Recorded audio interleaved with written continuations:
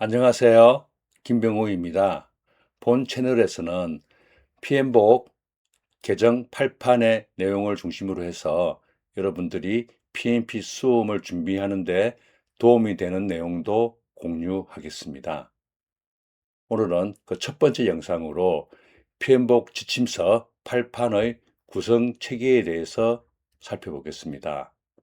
크게 두 가지로 구성되는데 프로젝트 관리 표준서와 PM복 가이드로 구성되어 있습니다. 그것에 대한 목차를 중심으로 그 내용을 살펴보겠습니다. 이번 영상에서 살펴볼 내용은 스탠다드와 가이드의 차이, PM복 지침서 8판의 구성 체계, 그리고 제가 출간한 PM 플러스 P의 구성 체계를 요약해서 말씀드리겠습니다. PM복과 안시 표준에 대해서 설명드리겠습니다. PM복은 PMI라는 협회, 미국에 있습니다. 프로젝트 관리 협회라고 부르죠. PMI가 발간한 지침서입니다. PM복의 약자는 프로젝트 관리에 대한 지식, 체계 정도로 이해하시면 되겠습니다. PM복 지침서는 앞서 말씀드린 대로 프로젝트 관리 표준서와 PM복 가이드로 구성되어 있습니다. 안시는 미국 내 표준을 심사하고 승인하는 기관, 표준을 관리하는 기관으로 이해하시면 됩니다. PM복의 두 가지 내용 중 프로젝트 관리 표준서는 안시의 승인을 받았습니다. 지금 보시는 화면이 PM복의 화면을 캡처한 것인데 아래에 보시면 안시가 승인한 번호를 확인할 수 있습니다. 스탠다드와 가이드는 어떻게 다를까요? 스탠다드는 실무에서 공통으로 인정되는 원칙을 의미합니다. 상위의 원칙이기 때문에 듣기에 따라서는 알맹이가 없고 공허하게 보일 수도 있습니다. 예를 들어서 프로젝트는 가치를 중심으로 관리해라 라는 것입니다. 가이드는 스탠다드와 달리 상황에 맞게 선택할 수 있는 접근 방법과 고려사항을 담고 있습니다. 그래서 PM복 가이드는 안시의 표준 승인 대상이 아닙니다. 프로젝트 관리 표준서는 업계나 사람들에게 공통으로 인정되는 프로젝트 관리와 관련된 원칙을 제시합니다. 예를 들어서 PM이 가져야 할 프로젝트 마인드셋, 오너십을 가져야 하고 선제적으로 대응해야 하고 같이 지향적으로 생각해야 된다라는 것입니다. 프로젝트 관리 원칙은 6가지가 있는데 가치 중심, 전체론적 관점, 품질 내재화 등이 있습니다. 상세한 내용은 별도로 설명드리겠습니다. PM복 가이드에 있는 내용은 프로젝트 상황에 따라서 적용할 수 있는 개념, 방법, 사례 등이 있습니다.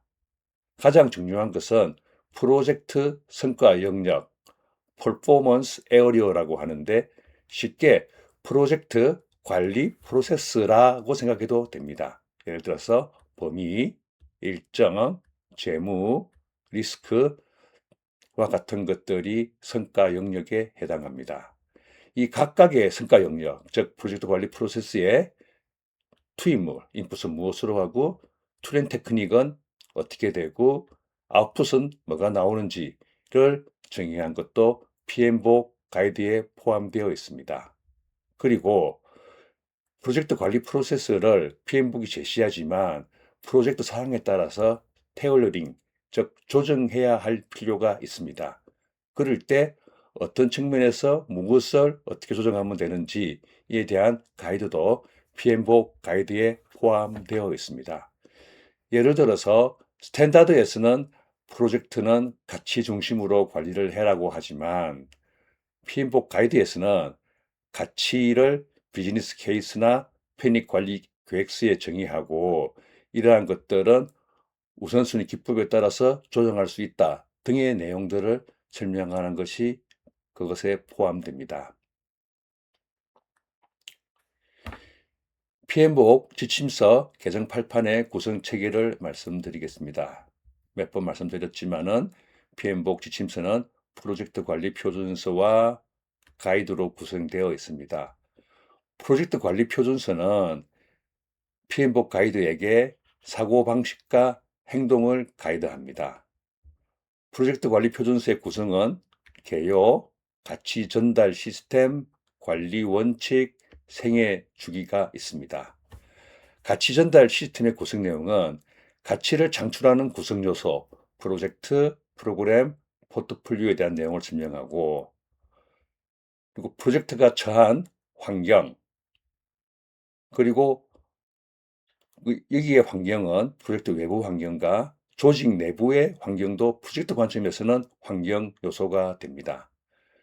그리고 프로젝트를 수행하는 조직의 유형, 상품 관리와 프로젝트 관리는 어떻게 다른지 등에 대한 내용을 설명하고 있습니다.